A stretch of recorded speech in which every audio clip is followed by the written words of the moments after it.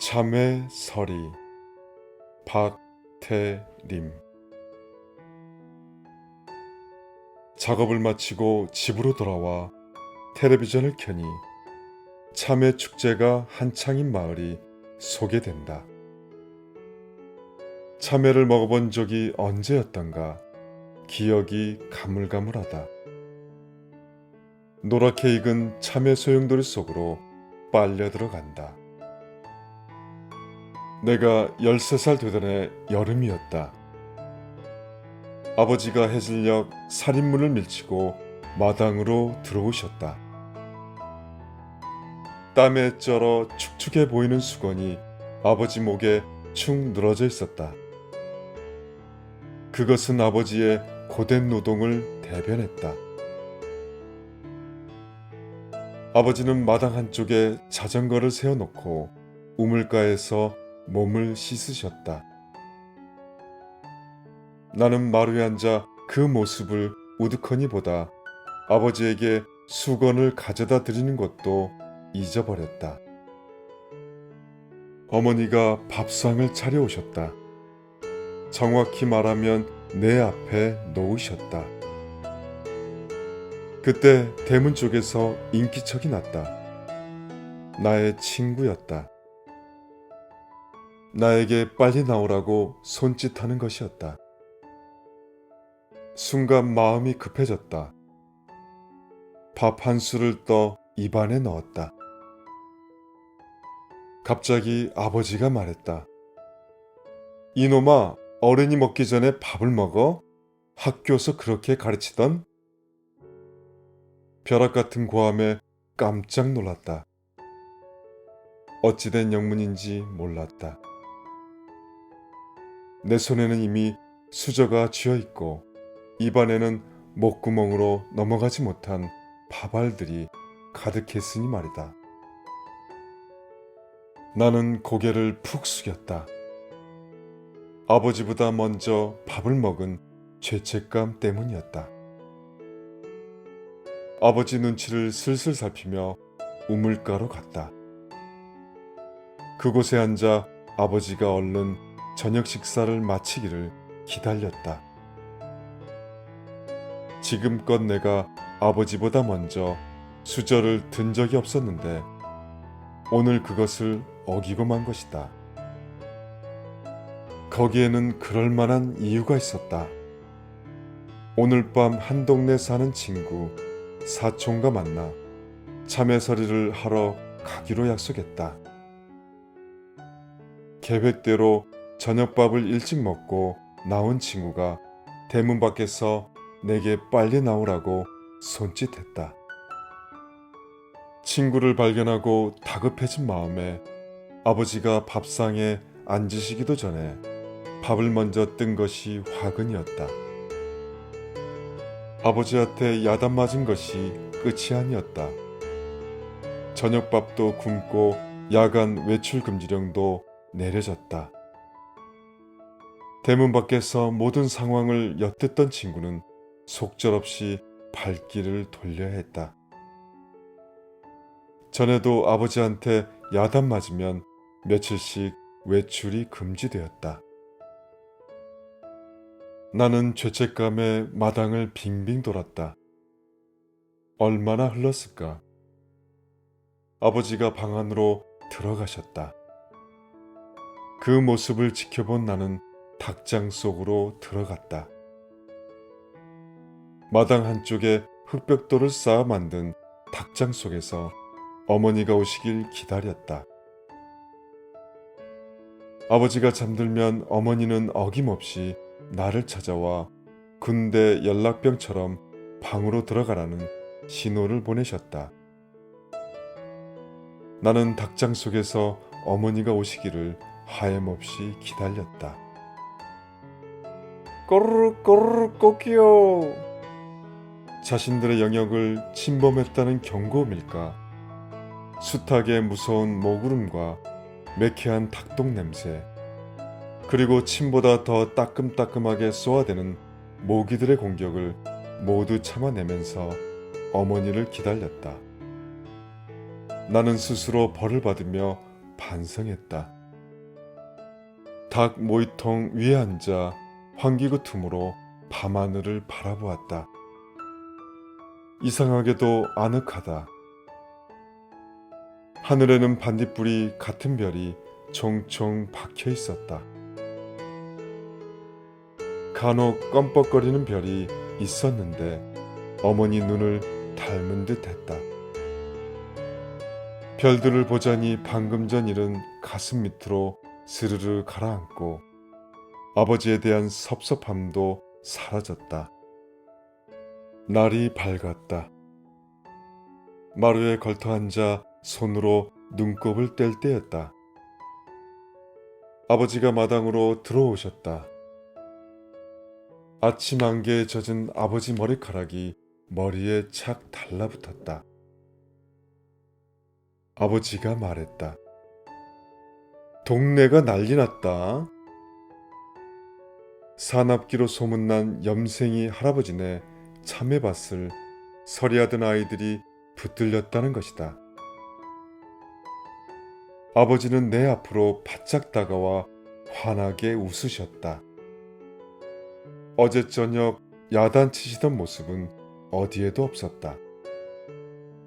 아무리 보아도 내가 그 일에서 빠진 것이 기특하신 모양이었다. 그렇게 다정한 아버지의 목소리를 들어본 적이 없었다. 아버지가 말했다. 언제 방학한다냐? 서울 구경이라도 가야 할 텐데. 참외를 보며 잠시 추억에 잠긴다. 늘 나를 따뜻하게 품어주신 어머니. 바른 길이 아니면 호된 야단으로 나를 잡아주시던 아버지에 대한 기억은 내 영혼이 아플 때마다 치유해주는 진통제다. 당시에는 힘들었을지라도 지나고 보면 아름다운 것이 추억의 매력이다.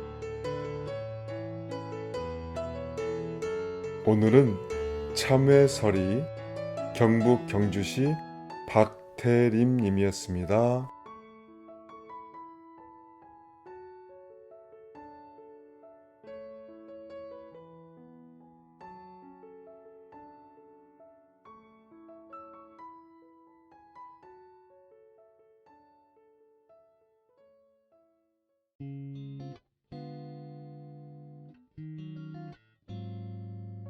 봉사 별거 아닙니다.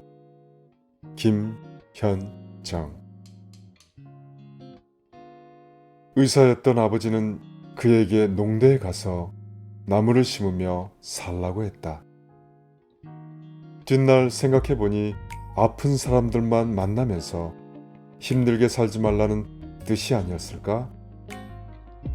하지만 곽병은 원장은 그런 아버지의 뜻을 저버리고 의대에 갔고 몸이 아니라 마음이 아픈 사람들까지 돌보았다.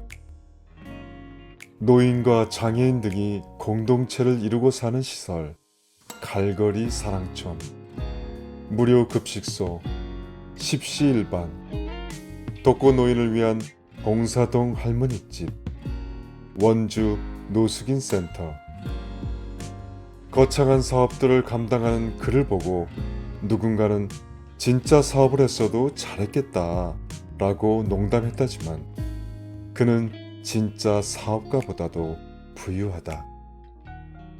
곽 원장이 말했다. 서울에 있는 내 의사 친구들은 환자들한테 선물을 받아본 적이 없대요.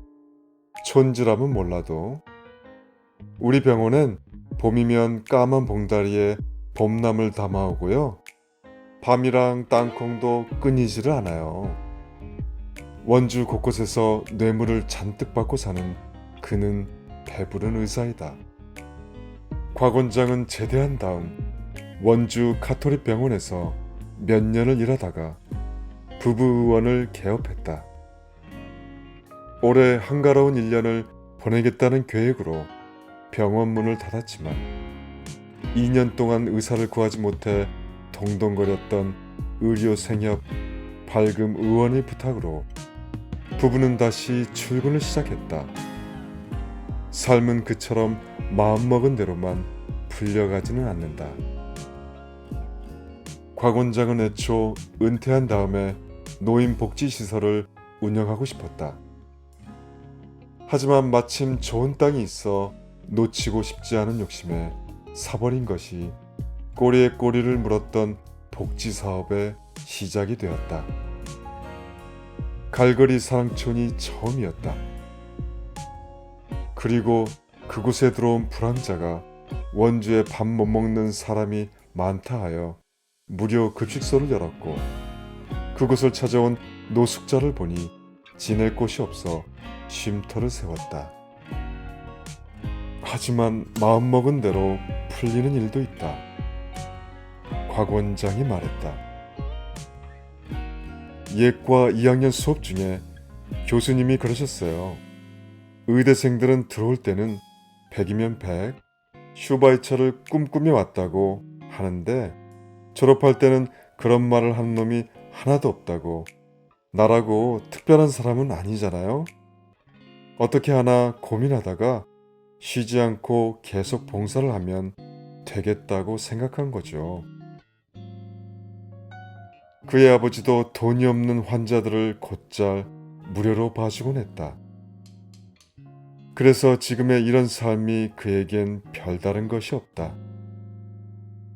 나름 풍족하게 살았다고 생각한다.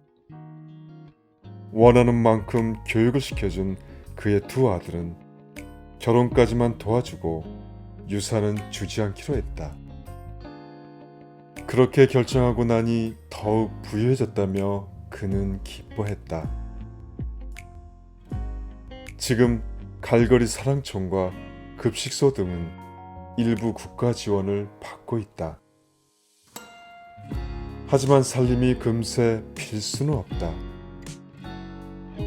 급식소를 찾는 이들은 2그릇, 3그릇 급식소가 문을 닫는 아침과 저녁까지 한꺼번에 해결하라고 하기 때문이다. 곽 원장은 국수는 9그릇까지 먹는 사람도 보았다고 했다. 그래서 지금껏 단 하루도 급식을 쉰 적이 없다. 휴일이라고 문을 닫으면 그 사람들은 어디 가서 밥을 먹으라고요. 복지사업은 경제적으로도 힘들지만 거친 일이기도 하다. 술에 취한 노숙자들은 밥 먹으면서도 싸웠고 직원들에게 험한 말을 퍼부었다. 한 번은 주먹 다짐을 하다가 흥분한 노숙자가 뛰쳐나가더니 도끼를 들고 돌아온 적도 있었다. 대부분이 알코올 중독이어서 갱생하는 듯하다가도 다시 사라지고 무너진 모습으로 돌아오는 악순환이 반복된다. 곽 원장이 말했다. 그래서 내가 이기나 너가 이기나 한번 해보자는 심정으로 간 거예요. 그 사람을 있는 그대로 이해하고 그의 현실을 보고 우리한테 서운하게 하더라도 끝까지 기다리겠다고. 그렇게 10여 년 세월을 보낸 끝에 아무리 겨울에 새빵을 얻어주어도 한 달을 못 버티고 나가버렸던 원주 다리 밑에 왕초는 이제 임대 아파트에 살고 있다. 곽 원장이 말했다. 아, 그런데 한 가지 비결이 더 있어요. 그는 원주교도소 의무과장으로 일했고 그곳에서 이룬 일들로 대한민국 인권대상을 받았다. 곽 원장이 말했다. 원주에서 체포되면 일단은 대부분 원주교도소로 가거든요. 그런데 노숙자들은 이런저런 이유로 교도소에 들락거릴 수밖에 없단 말이죠. 언제 나하고 교도소에서 만날지 모르니까 나한테는 함부로 못했어요. 그런 말을 할 때 곽 원장은 자신의 도움을 받는 사람이 아니라 오래 알고 지낸 지인이나 친구 이야기하듯 했다. 그것이 그가 시설과 마을 사람들의 마음을 얻을 수 있었던 까닭일 것이다. 갈거리 사랑촌엔 근처 마을 노인들도 온다. 밥도 먹고 수다도 떨고 물리치료실도 이용하면서 하루를 보낸다. 갈거리 사랑촌으로 들어가는 마을길 입구에는 그의 아산상 수상을 축하하는 플랜카드가 붙어 있다. 주민들이 걸었다. 그는 우리 원장님이니까, 우리 동네에 경사가 났으니까.